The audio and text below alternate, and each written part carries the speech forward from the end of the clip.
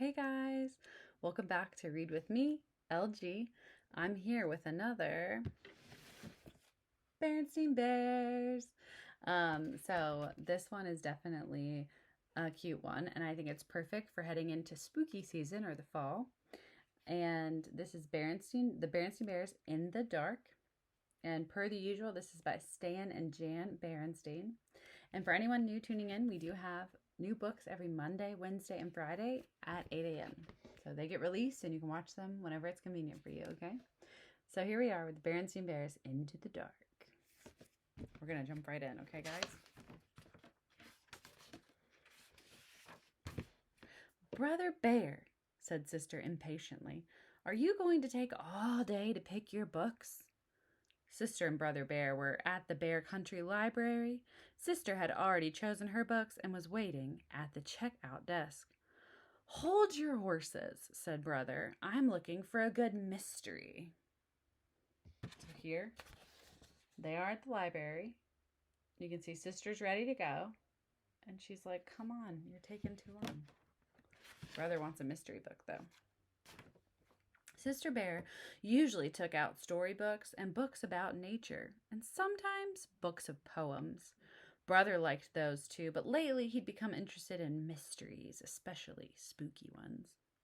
Hey, this one looks good, he said. Okay, let's check out. Said Sister, looking at the cover. It was called The Case of the Crying Cave. It looks scary to me.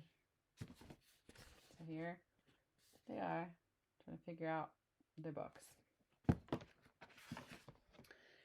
Say, this is really good, said Brother later that evening when the Bear family had settled down for some reading. Would you like me to read it to you? He asked Sister. Sister was looking at a storybook about 3 kittens who were arguing about which was the prettiest, and it was a little boring. Or are you scared? Teased Brother. Of course not, said Sister. She left her book on the floor and climbed onto the bench to sit beside him. The mystery began quietly. It told about some Bear Scouts who were on an overnight camp out.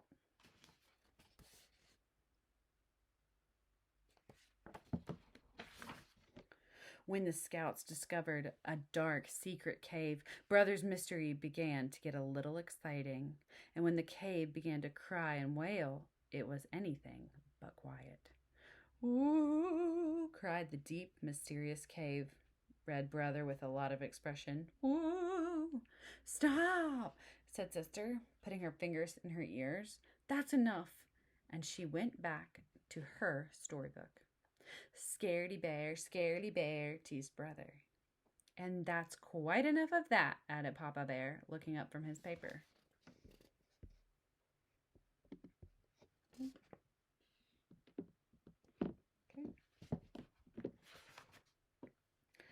At the cubs' bedtime, Papa and Mama said goodnight, turned off the light, and left the cubs in the usual sleepy darkness. Outside the treehouse, the bright, busy sounds of day had given way to the soft, soothing sounds of night. The quiet conversation of frogs and toads, the soft cry of the owl, the sigh of the night wind, and if you listened very hard, you could almost hear the softest sound of all, the sound of lightning bugs switching their lights on and off.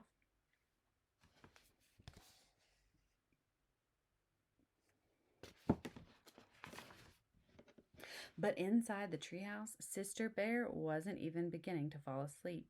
That night, the dark didn't seem the least bit quiet and sleepy. In fact, it seemed like the spooky darkness of a scary cave.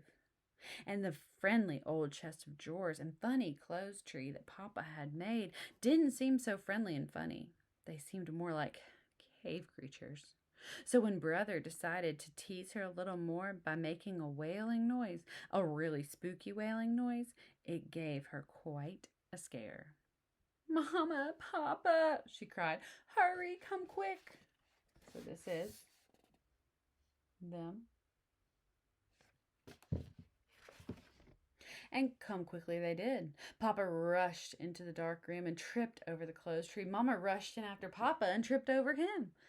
In all the commotion, Sister fell out of the bed and landed on both of them. Then Brother, who had started it all with his spooky wail, turned on the light. What a mess. Sister, still scared, was holding on to Papa. Papa was holding on to the toe he had stubbed, and Mama was looking for the nightcap she had lost in all the confusion.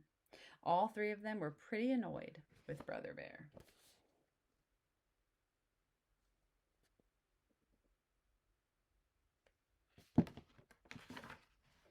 It turned out to be a very long night in the bear's treehouse. Papa and Mama tried to explain that there was nothing to be afraid of in the dark, except maybe running into a closed tree and stubbing your toe. But it didn't do any good.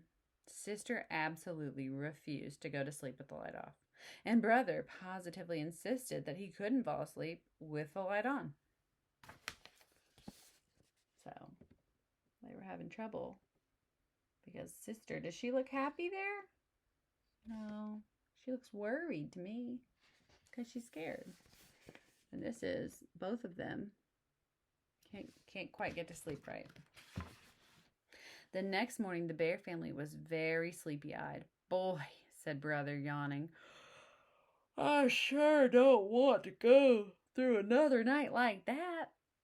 Neither do I, said Papa, and I think I have an idea that might help. He took Sister's hand. Come with me, he said.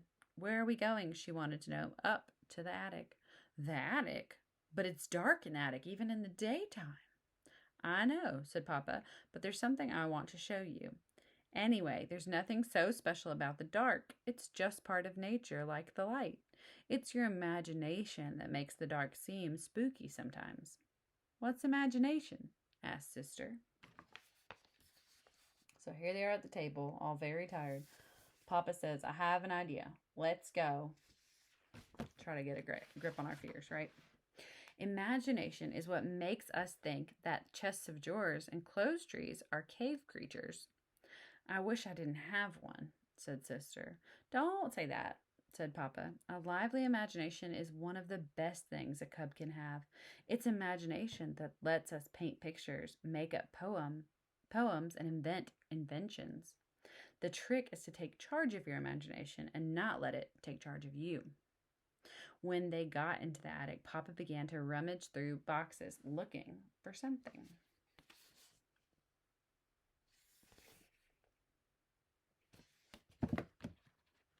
What's he looking for, I wonder?